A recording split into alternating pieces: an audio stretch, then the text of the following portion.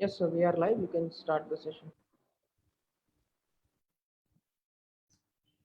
Good afternoon. I'm Dr. Mohsin. I'm a consultant neurologist and andrologist from Guntur. Today, I'm going to speak about overactive bladder. It's an awareness session for general public. I have given this talk in order because hence this continence week is going on next week. On part of it, I want to create some awareness on overactive bladder. I'm going to deal with what are the symptoms, constellation of symptoms in overactive bladder, and how to diagnose it, and what are the treatment modalities available in OAB management. This is my overall talk. I'm from this city, Guntur, in Andhra Pradesh. This is for my friends outside of my state. I'm from central of Andhra, Guntur. World Continence Week. Every year, this World Continence Week is being conducted. It's like a campaign run by an international continence society. This society will run meetings every year. Once in a meeting in 2008, which conducted in Cairo, Egypt, they have done one day as a Incontinence Day. So hence they got an idea, and from next year onwards, they have created one week called Continence Week, and every year this Continence Week been celebrated in the last week of June, which is from Monday to Sunday. Hence this year we are observing this week in 21st June to 27th June. And the main idea of this society to raise awareness in general public regarding the incontinence related issues, and to give confidence those who suffer from these incontinence related issues, and those people should approach healthcare professionals and take their proper measures to improve the quality of life. Hence, overactive bladder, it is a constellation of symptoms, a group of urinary symptoms, which makes distressing in a social life. So this I'm going to talk today. Before starting my talk, I just want to explain briefly the anatomy of the urinary bladder. This is a urinary bladder. This is a reservoir for urine. Kidneys produce the urine, and the urine will be stored in the urinary bladder, and it will be emptied. So this urinary bladder is a muscular bladder. This is a thick muscular wall bladder, and its outlet is through urethra. This is urethra. So when urine will be stored here up to certain ml, each person has his own storage capacity. So once he reaches storage capacities, he empties the bladder as per his social awareness. So once he is aware that bladder is full, he'll go to washroom and empty it. So this is the male bladder. This bladder lies in pelvis, and male bladder, this is a prostate, which is helps in continence in a male, that is absent in a female. And this urethra is guarded by urethral sphincters. These sphincters will tightly contract and doesn't allow the urine to leak.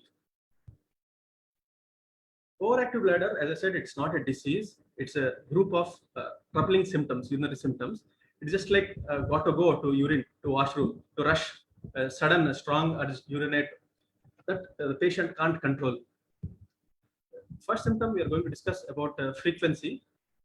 Frequency, usually it was defined as 8 times, more than 8 times a day in a day. That's defined actually, or otherwise we can say urination within every 2 hours, less than 2 hours. If anyone goes to washroom, or if anyone get urges to pass urine, that is the frequency. And urgency, it's a sudden compelling desire to pass urine. It's difficult to control. This is another symptom. And urge incontinence, this is nothing but urine leak. This is involuntary loss of urine. Hence, this is a continence week, and I want to discuss the various types of incontinence. There are 5 kinds of incontinence roughly. Stress incontinence. Stress incontinence, that's nothing but urine leaks while person coughs, sneezes, or lifts any heavy weights. In such cases, this is due to weakness of pelvic muscles, where additional pressure from outside, abdominal pressure, causes leak. Urge incontinence, that is usually seen in various issues in OAB, in neurological disorders, in diabetes, and any urge incontinence will be that the patient is going to restroom just before starting the stream, he himself leaks a few drops or few urine. That is urge incontinence. Overflow incontinence, this is a different entity. This is a continuous dribbling of urine, This happens in many neurological conditions and happen where the bladder is full to its capacity and it's leaking, just like a overfilled bucket. How overfilled bucket leaks, like that, the bladder fills and leaks. The person doesn't know the sensation. This is a different entity, and it's not idea for talk now. And the functional incontinence, this kind of incontinence is not due to bladder. It's due to a physical and a mental impairment. Like a person is old and say he's getting leaked before he's reaching washroom because of joint pains, difficult to go to washroom, and because of the slowness, like in Parkinson's and many conditions, slowness before he opens zip, before he opens the garments, he leaks the urine. There's a type of called functional incontinence. And mixed incontinence is a type of, it's a variety where there is a mixture of all other kind of incontinence. Usually there is a stress incontinence and urge incontinence. Usually it will be in a mixed incontinence type. And we are going to discuss another thing is nocturnal frequency, which we also call nocturia or nocturnal polyuria. Usually a normal person will awaken one time in the night. He sleeps one time. If he awakes, or no, he will not awake.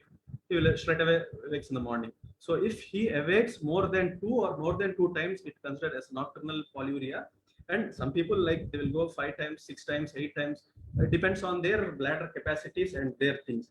So here we need to differentiate. There are many conditions that cause nocturia, and like any outlet obstructions, like in male, common thing is prostate enlargement that causes, and UTI. We need to rule out the causes. So that's it. In OAB, this is one of the symptom is nocturnal frequency. Problem is that trouble, people not able to sleep. This kind of symptom, not able to sleep properly and can't do activities of daily living. Next day, work-related issues will be there with this. Hence, these things should be addressed. I'll briefly explain the mechanism for this OAB, how it is. In normal neurological pathway, when a person, here is the normal bladder you're seeing, and once the urine fills to a certain capacity, you feel that I'm having some sensation to get urine. Okay, I'll pass. And after some time, if you hold for some time, you're outside, you're in work or somewhere, you feel that I can withhold for some time. So once it fills some more, and once the brain gives an adequate signal that you need to pass urine, you will go to restroom, a place where you will pass urine. Yeah, that's a normal physiological mechanism of passing urine. In case of overactive bladder, this will be hampered. That's the thing. There will be not sync. The sync will be lost between brain and your bladder. The brain will send signals intermittently to your bladder so that your bladder contracts intermittently without your control. So what happens is that here the urine doesn't need to fill as per your capacity. It may fill certain ml. After that, you may get some urge, and it might get contracted, and some amount of urine is get leaked. So if this happens in outside, I mean in your workplace, everywhere, it's difficult, quite embarrassing. Getting the clothes get soiled. So hence, the outlet of all these symptoms is the significant. It has significant impact on quality of life. Physically, the person limits his activities to certain extent, because most of the people can't express this, and they'll have a lot of social related taboos. Stigmas are there, and they're not able to. Few people even not able to discuss with their family members. They will be getting grieved alone. There is a sexual intimacy will be lost because they will be moving on to washroom and occupational thing. So in daily work, they will be going to washroom on and off in between. Like they will feel that what their colleagues think about them. There will be different issues at work-related place, and sometimes if this persists more as well, and there will be some hampering in work activity will be there. And so these people will be keeping some measures, like there should be domestic alterations for that, like wearing padding and waterproof bedding and special precautions of clothing. They will measure as far as domestic concerns, and the social. They will reduce their social interactions. They will reduce their visits to functions and all gatherings, and mainly this leads to a psychological guilt, depression. This condition embarrasses the patient. This needs a good supportive family which understands, which supports him, and which counsels him, which takes him to a doctor as early as possible. And so they will suffer in a guilt, depression, and sometimes these people, if they get exposed in their work-related area, they will be bullied by their colleagues and all, and they will they face many fear-related activities regarding this, and these things should be people should made aware of this all these things, and they should take a proper treatment line of management, and they should avoid all these things. It can be avoidable to certain extent. So how this overactive bladder can be diagnosed? History is the most important component in this. So hence this is a constellation of group of symptoms. A clinician should be patient in listening the history from the patient.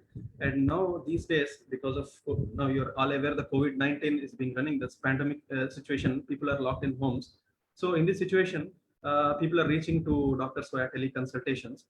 In this history, taking history is a main art. So taking history properly, by taking history itself, we can arrive to a 70-80% to a conclusion about this. So history is a key, and of course physical examination, it is useful in physical examination is very vital in this. It's in a clinic, if a patient comes to me, then first I will, in general, if you do a physical examination related to whether we need to see his abdomen, whether he is full or not. As I said in the previous slides, there is a condition called overflow incontinence. So in such case, there will be full bladder. If the patient is leaking with a full bladder, then that indicates that something different. It's not a OAB. So to rule out those things. And for a male,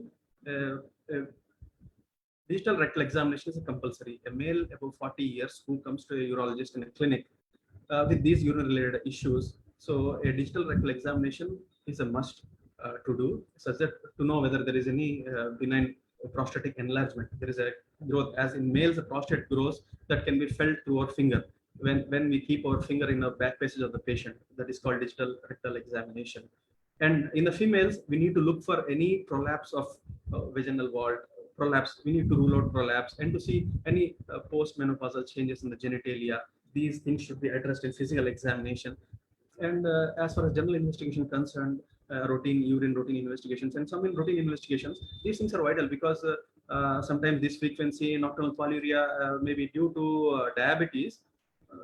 Patient might be not aware that he is not diabetic or recently onset diabetic. So these things are vital. So we can rule out whether it is OAB or any other thing that causing these symptoms. And voiding diary is a very important tool. I'll tell you in my next slide in elaborate. And another test is Euroflow test. Euroflow test is a key test for a urologist. It's like how if you go to a cardiologist, he will order a ECG. By seeing ECG, he will tell you some findings. Similarly, for a urologist, if you come to me, as a urologist will order a Euroflow test. It is a special test where patient drinks a lot water, adequate water. With a full bladder, he goes for his test. He passes urine in a special toilet seat. So in a special toilet seat, he passes urine, and as soon as he passes urine, we'll see a graph on the monitor. And after he is passing urine, that graph can be printed on the paper and handed to the patient. And that graph is given to me by patient, and I'll read that report. So there are various patterns of passage of urine. Patient feels that whatever he is passing is normal because he's used to his flow, his stream. But whether it is a normal stream or abnormal stream, urologist will get to know. So this Euroflow test is a key tool for a urologist. And urodynamics study, urodynamic examination is a special examination. It's not needed in all people. It is needed to rule out some neurological conditions and some conditions of the bladder. It is a special test. I'll discuss later in next slides. And urine culture, if you find any abnormalities like infection in the urine, routine examination, we'll order for a urine culture. Urine culture, with this urine culture, we know if there any infection is there. As per that, we can start medications and treat. We can add antibiotic as per that and treat the patient. And we can rule out OAB. And ultrasound scan is a very vital, very important examination for urologists. It's like just a stethoscope. Ultrasound is a stethoscope for urologists. So with this ultrasound, we need to see how the kidneys are, and how they are producing urine, and how the bladder, the state is, whether bladder wall is thickened, bladder is small, how is the capacity. before passing urine, how much amount of urine is there in the bladder, that need to be seen. And very important is after passing urine, how much amount of the urine is left in the bladder. That is a very vital. That is called post-void residual urine volume. That is very essential in case of diagnosing as well as treating as well as the and further follow-up of the patient after starting medication. So that is called PVR, post-void residual urine examination. That can be done by ultrasound scanning. And micturition cystoiotrogram, it is also special investigation to see the structure and function of the bladder. And this I'm stressing on the bladder diary, voiding diary. Dear friends, kindly screenshot this. And I want to, this is a very essential tool for a person to note down his behavior of the, this shows nothing but this reads the behavior of the bladder. You need to just document it, simply screenshot it, draft it on a paper. If you want to go to urologist, if you're suffering these issues, this incontinence, anything related urine issues, just draft it on a paper, write accordingly. This is how intake of the fluids from the morning to night. So you should chart it down at what time, how much amount of fluids you're taking, say coffee 50 ml, water 100 ml. You need to pick the time, amount of thing you are drinking, and how much amount you have urinated at what times. So how much amount you have urinated and what times you need to get noted down. And leakage, that's important. If you are having any leaks, you need to mention which time you're leaking, or you are leaking when you are going to washroom, or irrespective of going to washroom, you are getting leaked. Where are you getting leaked? Okay, when you are leaking, what are you doing at the time? Are you sitting idly or doing some activity or lifting some weight or doing something? Based on that, you should note down there. And this chart, this voiding diary clearly shows the behavior of the bladder.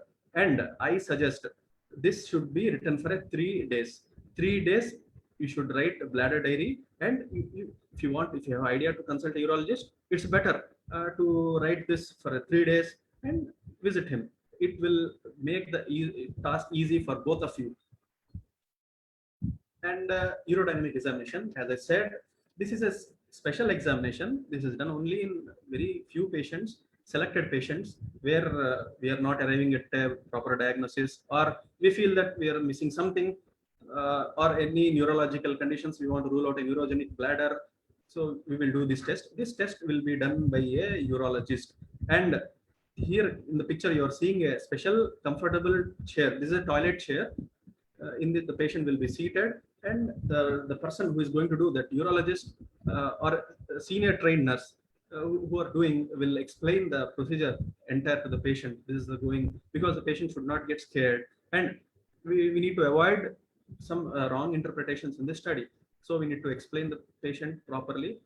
And this is nothing but simply will connect this is nothing but a simulation of how a bladder behaves. Like, for this test, patient should first pass urine and come and sit with empty bladder, and we will fill the patient's bladder with water.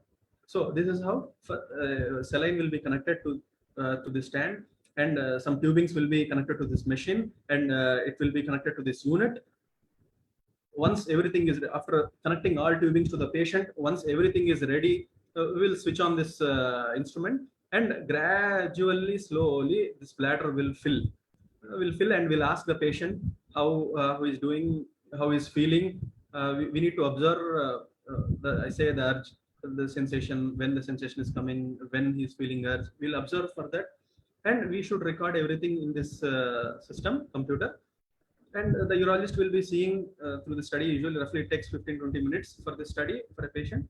And the study will be will be actually monitored in this computer. And at the end, when the patient feels that he is very full and he can't withhold urine, and will stop the flow, and will tell to pass urine there itself, and will give privacy to him. We'll put a curtain and will come aside, and will tell the patient to pass urine. The patient will pass urine, and we'll find another graph there that is called uroflow. Again, we'll see uroflow here. And at the end of the examination, we'll find the graph like this, and the urologist will read this graph, and we can identify many kinds of bladder related issues in this. And this is for a diagnosis. And our diagnosis is over. Now, before going to management, we need to go for discuss regarding some lifestyle modifications. So in OAB, minor OAB symptoms can be controlled by lifestyle modifications. In if these symptoms are not controlled by lifestyle modifications, then we need to take some medication like in the form of tablets along with these modifications. Then only the treatment will be beneficial. So what are the lifestyle modifications I'm going to discuss is,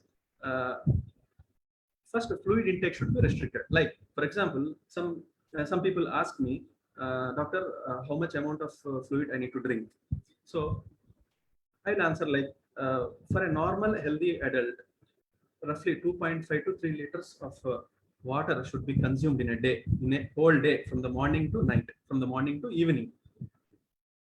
So some people unknowingly, like some people will be healthy freaks and thinking that if we drink more water, it will be good for our kidneys. Unknowingly, they'll consume lots of water, like say 5 to 6 liters. Some people will drink, some people 7-8 liters. Also, some people are there who consume excess water.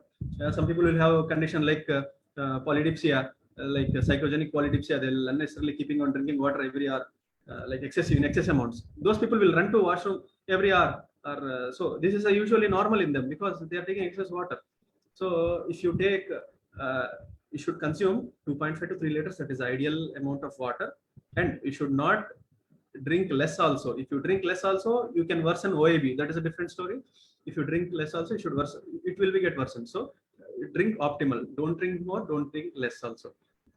And restriction of fluids after evening 6 o'clock. Say 6 p.m. I say my patients as like generally 6 p.m. because usually after aging, let's say after 50, 55 years, it's usual for people to get to roughly 2 to 3 times in the night. Some people usually get up in the nights. So this will hamper their night sleep. And obviously, as I said, in the morning, they can't focus on the work, or they will be feeling drowsy sleeping in the morning during the routine activities. So to avoid that, it is a healthy habit to restrict fluids after evening, say 6 p.m. I roughly keep 6 to 7 p.m. roughly.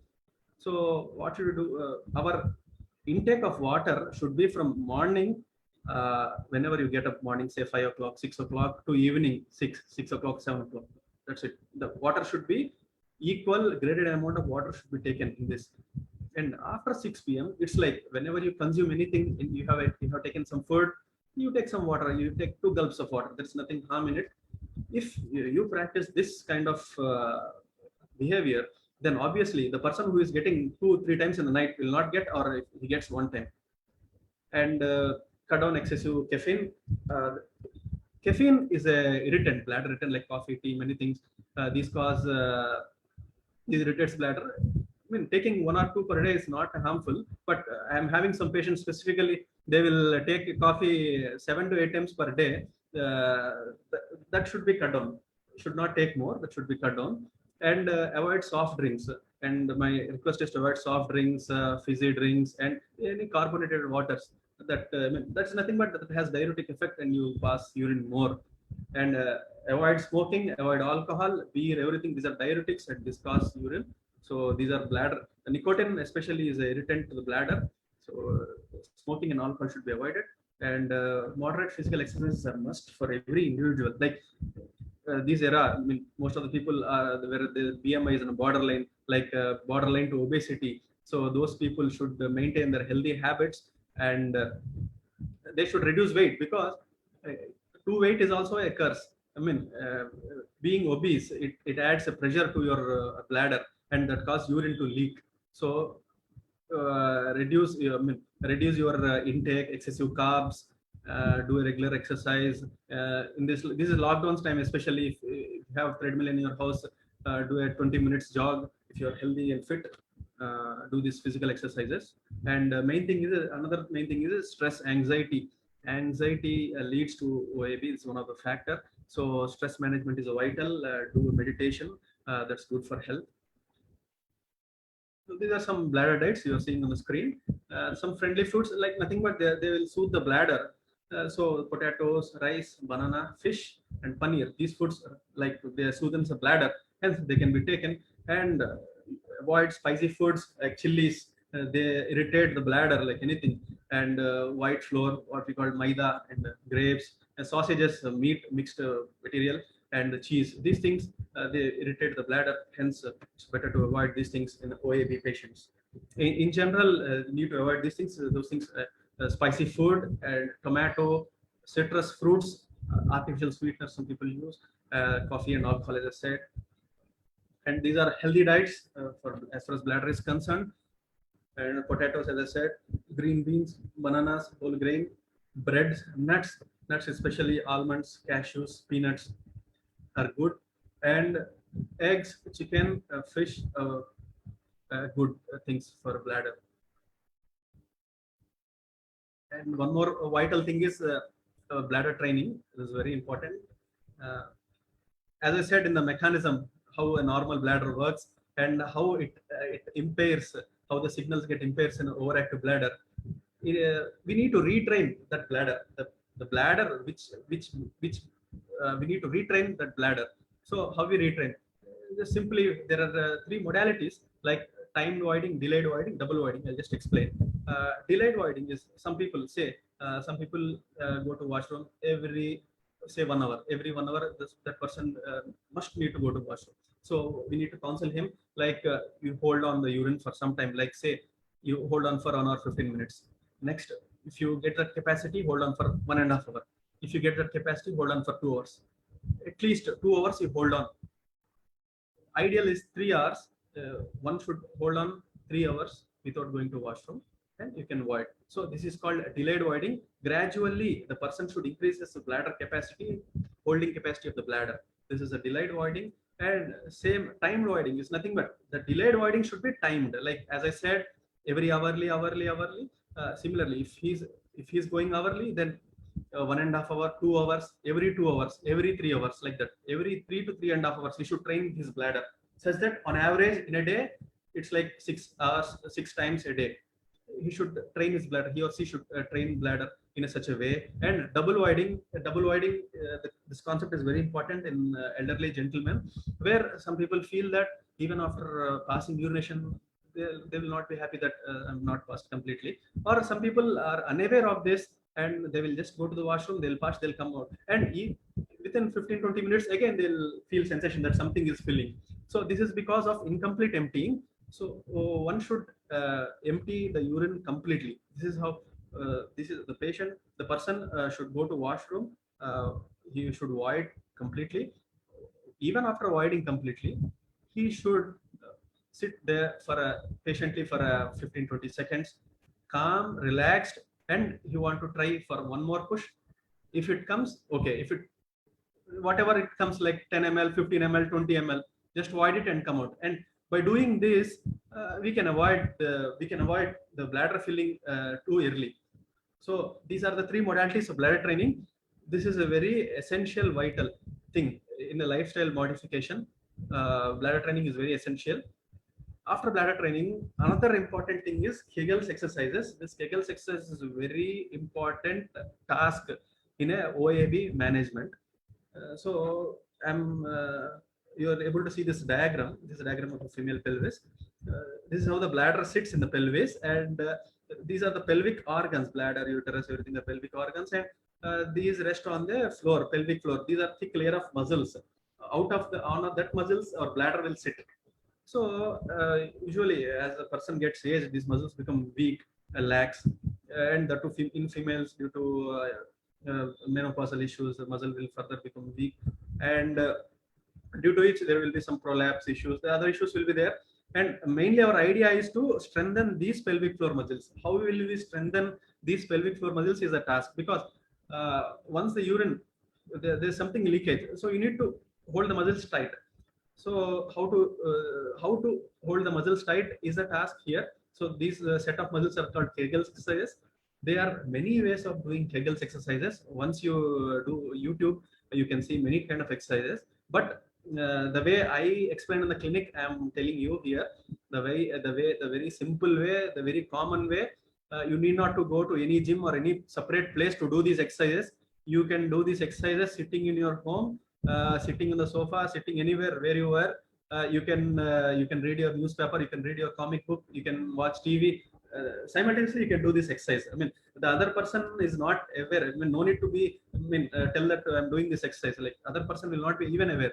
So this is how we'll do. So the main thing is that I'm explaining because how we'll tighten the muscles. So assume if you are outside outside and you are getting a full sensation and you are having urge to pass urine, then how will you do? You will control. You will contract your pelvic muscles tight so that you control till you reach washroom.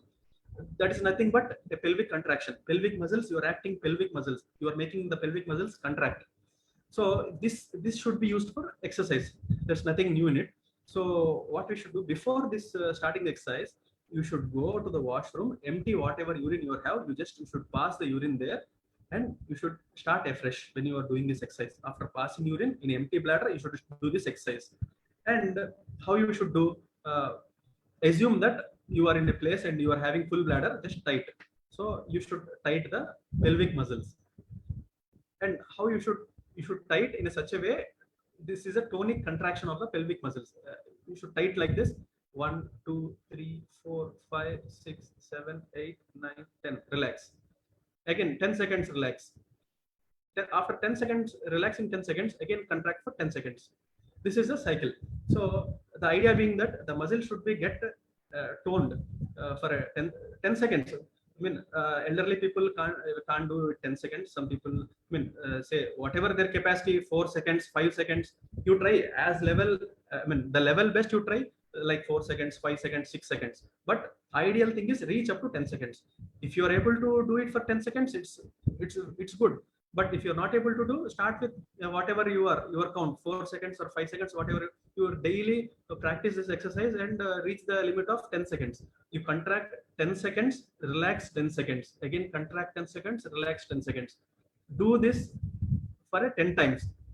One set of exercise is 10 times. You should do 10 times in the morning, 10 times in the evening, and 10 times in the night. So 3 sets of exercise: 1 set morning, 1 set evening, 1 set in the night. So do this exercise religiously and regularly. Then half of the problem will be solved in this exercise itself. And I suggest to do this exercise 3 to 6 months. Gradually, the pelvic muscles will get strengthened, toned, and you will feel the difference within the days itself. You will feel the difference, and gradually, while doing it 3 to 6 months, you will get a good control over the bladder. And following this exercise a lifetime, there is no harm in it. You can do it daily. That will be you will get used to it. And after seeing these lifestyle modifications, bladder training, and Kegel's exercises, in spite of that, some people are leaking. Yeah, it takes time to get control of the bladder. Till then, what will we do is we'll help those people.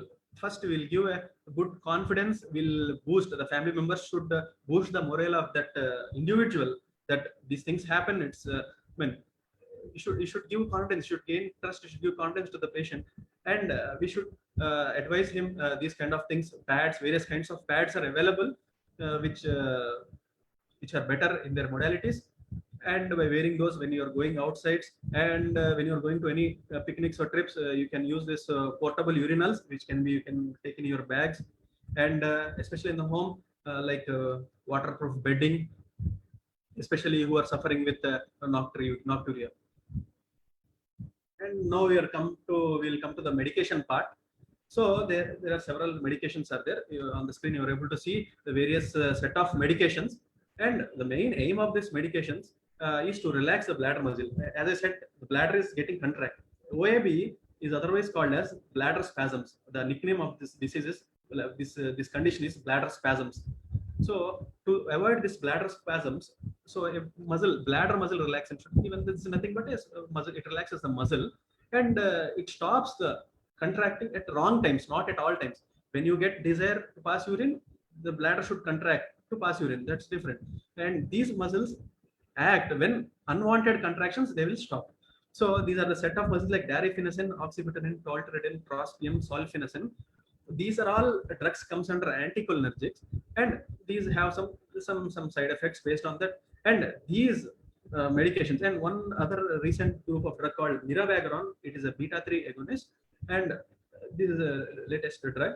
And these drugs should be advised by as per your urologist based on your symptoms and based on your scenario. Like these some medications are good in children, some medications are good in adults, some medications are best in people who are having heart ailments, like that. The decision is purely on the treating urologist, that whichever medicine suits to your body, and with least side effect profile, which doesn't hamper your daily. And these are whatever the side effects I said, like dryness of mouth, constipation, and dry eyes, blurred vision, confusion, sometimes confusion. These are all some side effects. And my advice is, don't self-medicate. Follow advice of your urologist. Consult your urologist nearby. Follow, take him. I mean, you explain all your symptoms to him. He will come to a diagnosis, and he will advise some tests, and based on that he will have a conclusion, and he will start a set of medications. And you feel like, I'm okay using 15-20 days, 30 days, I'm okay, abruptly I'm stopping medication. It's not good thing to stop medications. These medications should continue for at least 3 to 6 months, on advice of a doctor. Even after that, you need to, up to, you may continue, might be up to 2 years also, based on your condition. That's what I'm saying. These things are individualized. I mean, there is no hard and fast rule like that, this months it will take. No, it's not. It depends on the person, it depends on the age, it depends on their comorbidities.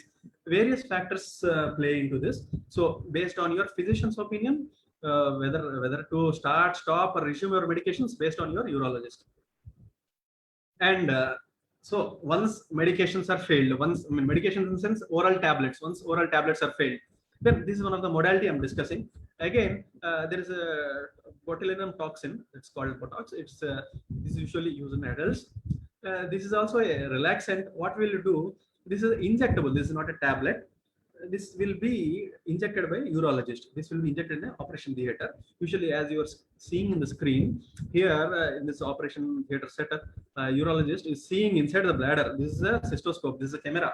He's inserting a flexible camera into your bladder, and he's seeing inside your bladder how your bladder. And in that he will inject. You can see in another picture where the needle, you are able to see the needle through the tip of the flexible cystoscope. And there are sites, there are some, roughly we'll inject at 20 to 30 sites in the bladder. We'll see the bladder, we'll mark some sites, and we'll inject based on the sites. We'll inject some 1 ml kind of thing will be injected here uniformly. We will inject in the bladder. After injecting, it will work for a certain months, and gradually it also weans off. And again, this will be advised by your urologist based on your condition. I'm just explaining here. And the other final modalities are surgery. Ultimately, the medications are not working. Botox is also not working. Ultimately, finally, after the cause, what should be? It will be a small shrunken bladder. And in such case, you need to increase the capacity of the bladder. If bladder is small shrunken, you need to increase the capacity. How will you increase the capacity? By just using your own intestines, you will open it, and you will suture the intestines to the bladder and increase the volume of the bladder, capacity of the bladder. That is called augmentation cystoplasty. And finally, one more modality is there, the neuromodulation. Here you can see in the picture. Neuromodulation is a kind of modality where electrical electrode is placed in the subcutaneously, and this will be connected to the bladder nerve plexus. And when you control through outside through a remote, the signals, the electrical signals stimulate the nerves, and it will stimulate the bladder accordingly. So this is neuromodulation. In conclusion, the idea of this talk is to create awareness. So don't feel shy to discuss. Any of your office colleagues, any of your relatives, family members, anyone, just feel free to discuss these issues with your friends, family who are suffering, and break the taboos. Spread awareness. That's the thing important. Spread awareness and show empathy towards the patient, because the person who is suffering from this condition only knows what hell he is going through his life. So we need to just observe his, understand his feeling, and we need to give a good comforting words, and we need to encourage him, and we need to give him solution to get out of this situation and improve his quality of life. and because hence most of the treatments are managed by symptoms. These OAB symptoms can be managed by treatments, and so visit the urologist at earliest and get benefited. Thank you one and all for patient listening. I thank Sun Pharma for organizing such a good meet and giving me opportunity to talk on the overactive bladder as a part of Incontinence Week 2021. Thank you so much.